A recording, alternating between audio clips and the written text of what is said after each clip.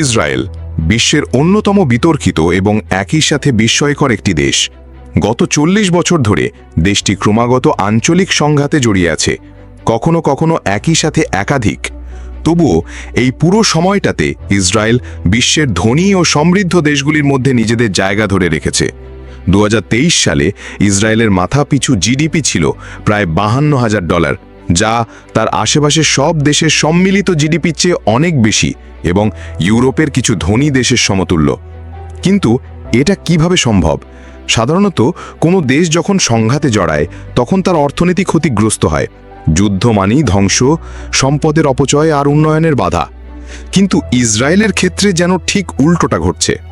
এমনকি গাজার সংঘাত তীব্র হওয়ার পরেও এই বছর ইসরায়েলি স্টক মার্কেট 22% বৃদ্ধি পেয়েছে এবং রেকর্ড উচ্চতায় পৌঁছেছে। এর কারণ হলো অন্যান্য অনেক দেশের চেয়ে ইসরায়েল বেশ কয়েকটি দিক থেকে আলাদা এবং তাদের এমন কিছু সুবিধা রয়েছে যা অন্য দেশের নেই। প্রথম এবং সবচেয়ে স্পষ্ট কারণটি হলো মার্কিন যুক্তরাষ্ট্রের সমর্থন। 1960-এর দশকের শেষ দিক থেকে মার্কিন যুক্তরাষ্ট্র ইসরায়েলকে $251 বিলিয়নেরও বেশি সামরিক এবং অর্থনৈতিক সহায়তা দিয়েছে।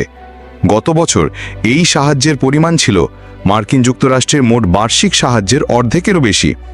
জাতিসংঘে আমেরিকার প্রভাব প্রায়শই ইসরায়েলকে বিভিন্ন নিষেধাজ্ঞা বা প্রস্তাব থেকে রক্ষা করে, যা তার অর্থনীতির জন্য কয়েক বিলিয়ন ডলারের ক্ষতি করতে পারত। যদিও মার্কিন সমর্থন ছাড়াও ইসরায়েল আত্মরক্ষা করতে পারত, কিন্তু নিষেধাজ্ঞার হাত থেকে বাঁচতে না পারলে তারা এভাবে চলতে পারত না। তবে মার্কিন সমর্থনই ইসরায়েলের সম্পদের একমাত্র কারণ নয়। দেশটির অর্থনীতি এমনভাবে তৈরি করা হয়েছে যাতে এটি যুদ্ধকালীন পরিস্থিতিতেও উন্নতি করতে পারে। প্রতিষ্ঠার পর থেকেই প্রতিরক্ষা শিল্প অর্থনীতির সাথে গভীরভাবে জড়িত এবং এটি বিশ্বের অন্যতম প্রধান সামরিক প্রযুক্তি রপ্তানিকারক দেশে পরিণত হয়েছে।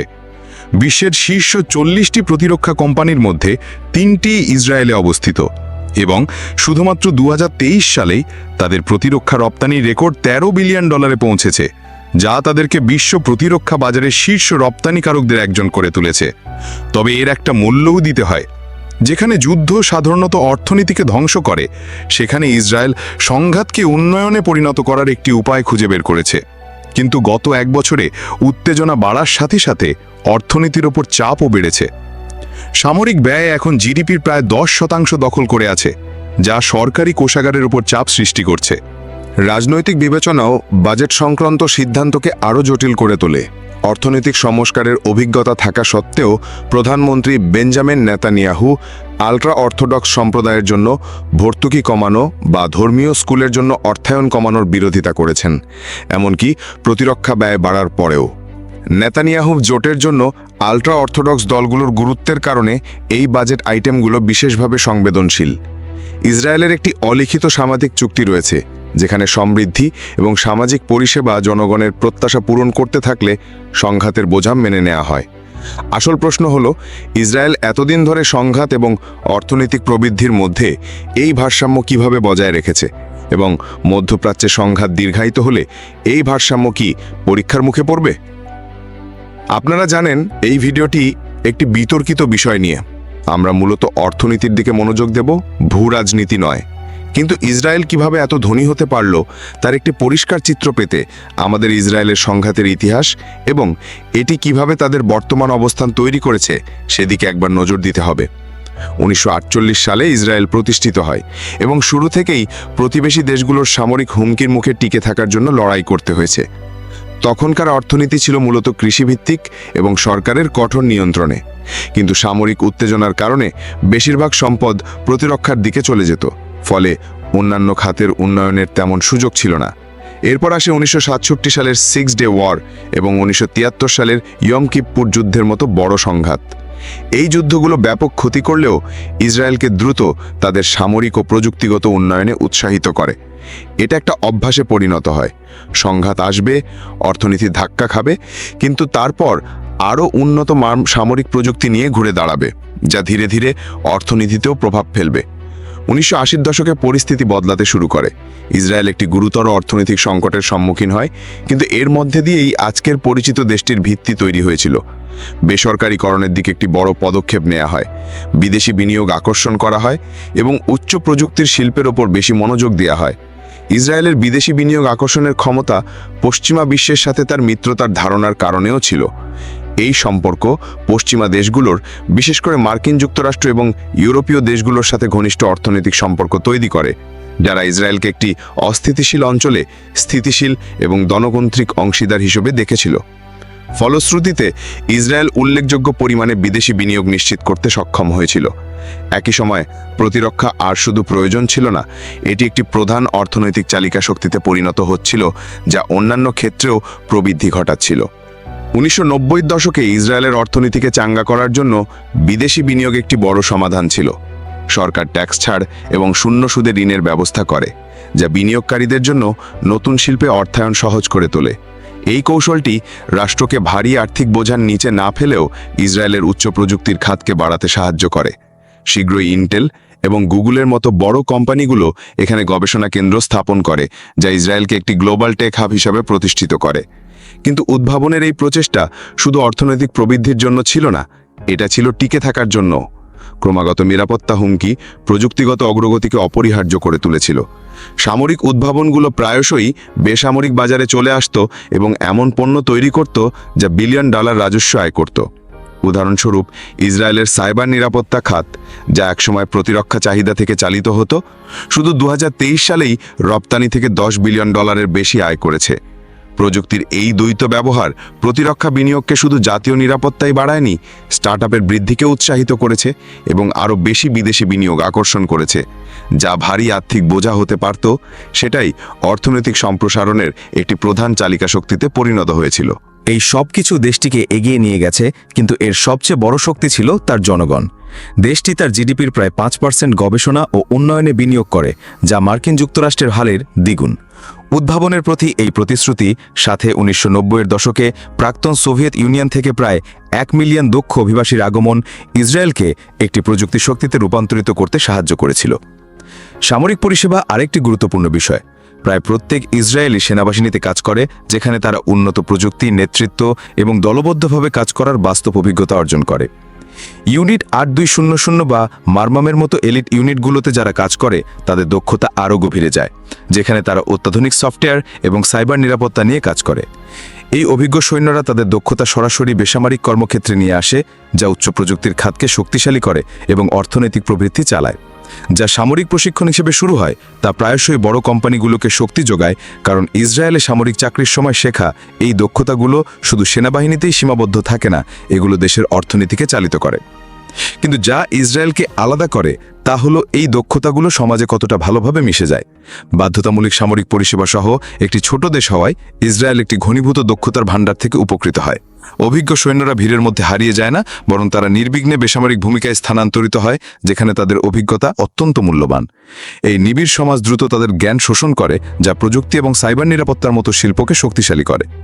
বড় দেশগুলোতে এই দক্ষতাগুলো প্রায়শই বিশাল জনসংখ্যার মধ্যে ছড়িয়ে পড়ে, কিন্তু ইসরায়েলে অভিজ্ঞ সৈন্যরা সমাজের কেন্দ্রবিন্দুতে থাকে এবং সামরিক পরিষেবা থেকে অর্থনৈতিক অবদানে একটি স্পষ্ট পথ খুঁজে পায়।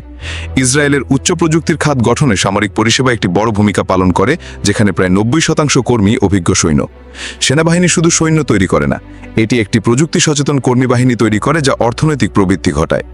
তেল বা অন্যান্য প্রাকৃতিক সম্পদের উপর নির্ভরশীল প্রতিবেশী দেশগুলোর বিপরীতে ইসরায়েল মানবপুঞ্জি, দক্ষতা, উদ্ভাবন এবং উদ্যোক্তার উপর মনোযোগ দেয়। এই গুরুত্ব প্রদান দেশটিকে একটি স্পষ্ট সুবিধা দেয়, তার জনগণকে তার সবচেয়ে মূল্যবান সম্পদে পরিণত করে। মার্কিন সমর্থন ইসরায়েলের জন্য অত্যাবশ্যক, কিন্তু এটি দেশটিকে অর্থনৈতিক চাপ থেকে মুক্ত করে না। ইসরায়েল এখনও গুরুতর ঝুঁকির সম্মুখীন, বিশেষ করে যখন সংঘাত দীর্ঘায়িত হয়। চলমান যুদ্ধের খরচ বাড়ার সাথে সাথে বাহ্যিক সাহায্যের সীমাবদ্ধতা স্পষ্ট হয়ে উঠছে, যা অর্থনৈতিক স্থিতিশীলতাকে হুমকির মুখে ফেলে। এমন দুর্বলতাগুলো প্রকাশ করছে গাজার সাথে সাম্প্রতিক উত্তেজনা এবং ইরান ও লেবাননের সাথে সম্ভাব্য উত্তেজনা সরকারি কোষাগারের ওপর চাপ সৃষ্টি করছে। বাজেট ঘাটতি জিডিপির 4.6% থেকে বেড়ে 10% পর্যন্ত হতে পারে বলে আশঙ্কা করা হচ্ছে। সামরিক অভিযান এবং অর্থনৈতিক ব্যাঘাতের কারণে যুদ্ধের খরচ প্রতি সপ্তাহে প্রায় $270 মিলিয়ন যোগ হচ্ছে। বড় আকারের সেনা সমাবেশ নিয়মিত কাজ থেকে কর্মীদের সরিয়ে নেওয়ার মাধ্যমে অর্থনীতিকে ব্যাহত করছে, যার ফলে প্রয়োজনীয় শিল্প এবং সরকারি পরিষেবাগুলোতে উৎপাদনশীলতা হ্রাস পাচ্ছে। ইসরায়েল এখনও একটি শক্তিশালী আর্থিক অবস্থানে রয়েছে, যার ঋণ জিডিপি অনুপাত 60%-এর নিচে, $191 বিলিয়ন বেশি মুদ্রা রিজার্ভ এবং $20 বিলিয়ন বেশি চলতি হিসাবের উদ্বৃত্ত রয়েছে। কিন্তু এখনও সীমাবদ্ধতা রয়েছে। যদিও ইসরায়েল এমন একটি অর্থনীতি তৈরি করতে পেরেছে যা সংঘাত সহ্য করতে পারে, চলমান যুদ্ধ অবশ্যই তার ওপর প্রভাব ফেলছে। 2023 সালের শেষ প্রান্তিকে ক্রমবর্ধমান সংঘাতের মধ্যে ইসরায়েলের জিডিপি বার্ষিক ভিত্তিতে 19.8% সংকুচিত হয়েছে। এর সাথে সাথে ভোক্তা ব্যয় 27% হ্রাস পেয়েছে, যা মূলত পর্যটন এবং খুচরা কার্যকলাপ হ্রাসের কারণে, এবং বেসরকারি বিনিয়োগ 70% হ্রাস পেয়েছে, বিশেষ করে রিয়েল এস্টেট এবং প্রযুক্তি খাতে, কারণ অনিশ্চয়তা বিনিয়োগকারীদের সতর্ক করে তুলেছে। প্রায় 18% কর্মী বাহিনী যুদ্ধকালীন পরিস্থিতি এবং সামরিক সমাবেশের দ্বারা প্রভাবিত হয়েছে। আগামী কয়েক বছরে যুদ্ধের খরচ $70 বিলিয়ন ছাড়িয়ে যাবে বলে আশঙ্কা করা হচ্ছে, এবং জাতীয় ঋণ 2025 সালের মধ্যে জিডিপির 60% থেকে 67%-এ উন্নীত হবে বলে অনুমান করা হচ্ছে। উপরন্তু 3 লক্ষ বাস্তুচ্যুত মানুষকে, যারা বর্তমানে হোটেলে আশ্রিত, তাদের সহায়তা করার প্রয়োজন। চলমান সামরিক ব্যয় এবং বিশেষ বাজেট বরাদ্দের বিষয়ে রাজনৈতিক বিরোধ আর্থিক চাপকে আরও বাড়িয়ে তুলছে। এই ক্রমবর্ধমান বোঝা অবশেষে সরকারকে কর বৃদ্ধি বা সরকারি সহায়তা কমানোর মতো অজনপ্রিয় কঠোরতা ব্যবস্থা বিবেচনা করতে বাধ্য করতে পারে। এই চ্যালেঞ্জগুলোর মধ্যে একটি গভীর সমস্যা দেখা দেয়: ইসরায়েলের অলিখিত সামাজিক চুক্তি। যতক্ষণ পর্যন্ত তাদের জীবনযাত্রার মান তুলনামূলকভাবে প্রভাবিত না হয়, ততক্ষণ জনগণ দীর্ঘকাল ধরে সংঘাতের খরচ সহ্য করেছে। তবে অর্থনৈতিক চাপ বাড়ার সাথে সাথে এই ভারসাম্য বিঘ্নিত হওয়ার ঝুঁকি রয়েছে। যদি ক্রমবর্ধমান সামরিক ব্যয় সামাজিক সেবা বা জীবনযাত্রার মানকে ক্ষতিগ্রস্ত করতে শুরু করে, তাহলে সরকারের প্রতি জনগণের সমর্থন দুর্বল হয়ে যেতে পারে। রাজনৈতিক কারণগুলো বাজেট সিদ্ধান্তকে আরও জটিল করে তোলে। পুনরায় নির্বাচিত হওয়ার জন্য নেতানিয়াহু ইসরায়েলি রাজনীতির আল্ট্রা অর্থোডক্স ডানপন্থী দলগুলোর সাথে জোট করতে চান।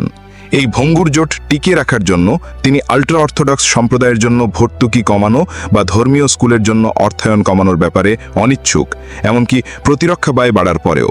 কিন্তু এটি কেবল সমস্যা বাড়িয়ে তুলবে, বিশেষ করে যখন ইসরায়েলকে ব্যয় কমাতে হতে পারে, যা তার বেশিরভাগ নাগরিকের জীবন ও জীবনযাত্রার মানকে প্রভাবিত করবে। প্রশ্নটি তখন শুধু এটাই নয় যে ইসরায়েল আর্থিকভাবে সংঘাত সহ্য করতে পারবে কিনা। ইতিহাস দেখায় যে এটি পারে। আসল চ্যালেঞ্জ হলো সরকার অর্থনৈতিক স্থিতিশীলতা বজায় রাখার পাশাপাশি সামাজিক চুক্তি সংরক্ষণের জন্য প্রয়োজনীয় কঠিন সিদ্ধান্ত নিতে পারবে কিনা, যেমন অপচয়মূলক ব্যয় বাদ দেওয়া এবং নির্দিষ্ট গোষ্ঠীর মধ্যে কম শ্রমশক্তি অংশগ্রহণের মতো বিষয়গুলো সমাধান করা। এখন পর্যন্ত পরিকল্পনা হলো খরচ মেটাতে আরও ঋণ নেওয়া, তবে এই পদ্ধতি দীর্ঘমেয়াদী টেকসই কিনা তা অনিশ্চিত। আজকের মতো এখানেই শেষ করছি। দেখা হচ্ছে পরের ভিডিওতে। আল্লাহ হাফেজ।